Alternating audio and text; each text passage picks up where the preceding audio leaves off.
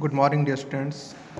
Today we have to start in history, chapter 12, class 8th, the French Revolution. In this part, second part, we discussed the political causes of the monarch. देखिए, मैं आपको first chapter में हमने बताया था आपको feudalism के बारे में, टैक्सेस के बारे में, और इस पॉइंट के थ्रू, इस वीडियो के थ्रू मैं आपको पॉलिटिकल कॉज बताऊंगा। जो किंग्स थे, मोनार्च, जो किंग और राजा रानी वाला जो सिस्टम होता है जिसमें किंग और क्वीन होती है, वो मोनार्च कहा जाता है। ठीक है ना, ये मैं आपको पहले बता चुका हूँ। तो मोनार्च में अगर हम इस वर्ड्स या लॉ ऑफ लैंड, रूलर्स जो थे वो उन्होंने अपने लैंड के नियम बनाए थे, ज़मीन के लिए नियम बनाए थे।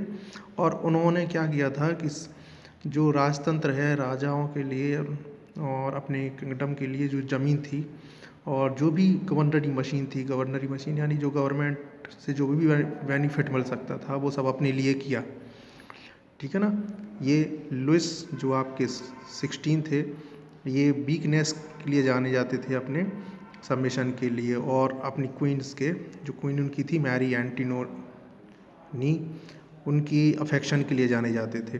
तो क्वीन और किंग ये दोनों मिलकर ही पूरी तरह से फुल्ली एब्जॉर्ब कर रहे थे, ये जो अपने प्लेजर लाइफ जी रहे थे, अपनी लाइफ स्टाइल बढ़ा रहे थे, और जो पीपल थे वहाँ के उसमें वो टोटली इग्नोर कर रहे थे, समझ रहे हैं। और जो जितनी फैसिलिटी थी, वो जितना भी पैसा था, हर चीज़ शाही खर्च अपने ऊपर कर रहे थे। इस तरह से क्या हो गया, जो कंट्री थी वो वीकनेस होती गई, वीकनेस आती गई कंट्री में, समझ गए। और बाकी के जो अपर क्लास के जो प्रिविलेज थे वो सब इंजॉय कर रहे थे, और जो मिडिल क्लास और कॉमन पीपल थे वो सब सफ़र कर रहे थे इसी चीज़ से। अमेरिकन रिवॉल्यूशन क्या हुआ, ब्रिटिश ने अमेरिका को फ्री कर दिया था। तो ब्रिटिश रूल ने फ्रेंच को एक तरह से इनकरेज किया। ब्रिटिश रूल ने फिर तो फ्रांस में देखा कि फ्रांस ने कि ये ब्रिटिश ने खाली कर दिया है अमेरिकन को, क्योंकि उनकी विल पावर थी और अमेरिका ने लड़ाई लड़ी। तो जो अमेरिकन की जब फ्रेंच कैप्टन थे जो लैफयार्टी, उन्होंने अमेरिकन कॉलोनीज को फाइट करने की मदद भी की थी इंडिपेंडेंस में। वो वापस फ्रांस में आए और अपनी कंट्री में उन्होंने बर्बन्स की जो डायनेस्टी थी उसको ख़त्म करने की, उस गवर्नमेंट को ख़त्म करने का उन्होंने बीड़ा उठाया, और उन्होंने लाइबर्टी, इक्वालिटी और फ्रैटर्निटी, समानता के आधार पर, सहिष्णुता के आधार पर और सबके लिए मौके के आधार पर गवर्नमेंट के लिए लड़ने का फैसला किया।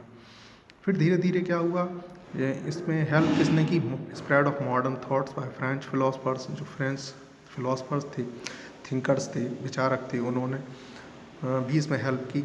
जैसे French philosopher like Montesquieu, Voltaire, Rousseau, जो मैं आपको ये पिक्चर के थ्रू आप देख रहे हैं, ये बहुत फेमस राइटर हुए हैं जिन्होंने अपनी बुक्स के थ्रू ये आज़ादी दिलाई फ्रांस को इस राजा रानी वाले तंत्र से। ठीक है ना। तो जैसे ही मॉन्टेस्क्यू की फेमस बुक है द स्पिरिट ऑफ लॉज, जैसे वॉल्टेयर, इन्होंने सुपर सिचुएशन और ट्रेडिशनल बिलीफ के अगेंस्ट काम किया। अच्छा, इन्होंने बहुत सारी ड्रामाज लिखे, ऐसे लिखे। रूसो की एक फेमस बुक है सोशल कॉन्ट्रैक्ट, ये मैंने आपको इसमें टिक लगा दी, आंसर्स भी इसमें आप देख सकते हैं, सोशल कॉन्ट्रैक्ट। इसके अलावा Bible of the French revolution, in this book the sad man is born free and is everywhere in change.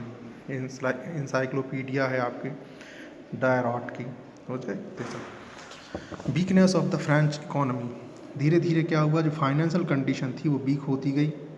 ठीक है ना। जो लुइस 15 थे और उनके बाद फिर जो लुइस 16 आए, उन्होंने मिलिट्री का और फाइनेंशियल पावर का बहुत ज़्यादा, मिलिट्री का गलत उपयोग किया और सारी की सारी चीज़ें अपने फेवर में की। ओके। तो इस तरह से फाइनेंशियल जो कंडीशन थी वो धीरे धीरे गड़बड़ होती गई। इसके अलावा अमेरिकन वॉर में भी उनकी काफ़ी सारा पैसा लगा, ताकत लगी। और उनके मिनिस्टर्स जो थे वो उन्हें सजेशन देते थे कि आप ज़्यादा से ज़्यादा अमीर बनना है तो आप टैक्स अप्लाई करें, वो गरीबों पर टैक्स लगाते थे। मतलब इस तरह से जो वीकनेस थी कंट्री की वो कम होती जा रही थी, फाइनेंस कंडीशन बहुत बिगड़ती जा रही थी, और इसके अगेंस्ट जो किंग्स थे उनकी जो स्थिति थी वो संभलती जा रही, मतलब सुधरती जा रही थी। वो पूरा पैसा अपनी आप इसमें कहें लाइफ स्टाइल में, इसमें अपने ऊपर ही खर्च हो रहा था।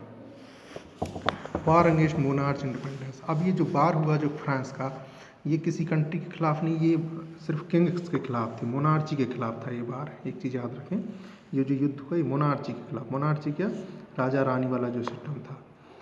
King Louis 16 was alarmed by the financial. अब उनको ये पता चलने लगा था कि अब फ्रांस में ये क्राइसिस होने वाला है, एक बहुत बड़ी आपदा आने वाली है, किसकी, फाइनेंस की, पैसा ही नहीं है।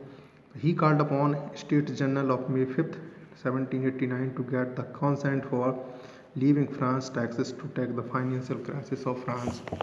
तब उन्होंने ये एक मीटिंग बुलाई 1789 में और कंसल्ट किया। फ्रेश टैक्स, उन्होंने कहा कि नए टैक्सेस जो फ्रेश टैक्स हैं उनको इम्पोज किए जाएँ पब्लिक पे। Such a meeting had not been called since 1610. The third state was not giving proper representation in the meeting and this angered them.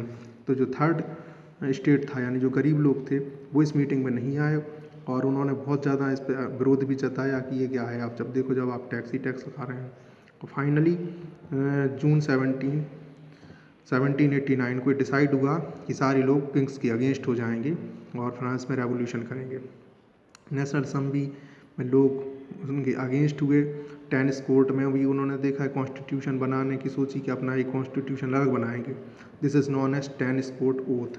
Tennis court में सबने शपथ ली कि इस राजा रानी वाले सिस्टम को, मोनार्ची को हटा के फेंकना है। ओके, तो इस तरह से ये वर्साइलीज़ में, पेरिस में थर्ड स्टेट ने अपना एक अलग से स्टेट बनाया, कॉन्स्टिट्यूशन बनाया। ओके, इसमें डायरेक्टर जनरल थे जो आपके फ्रांस के जैक अपनेकर, ये पॉपुलर हो गए थे, उन्होंने एक बहुत इंपॉर्टेंट रोल प्ले किया था। ओके, फिर ये नेक्स्ट हम इम्पैक्ट ऑफ रेवोल्यूशन, ये आपको नेक्स्ट वीडियो के थ्रू समझाऊंगा।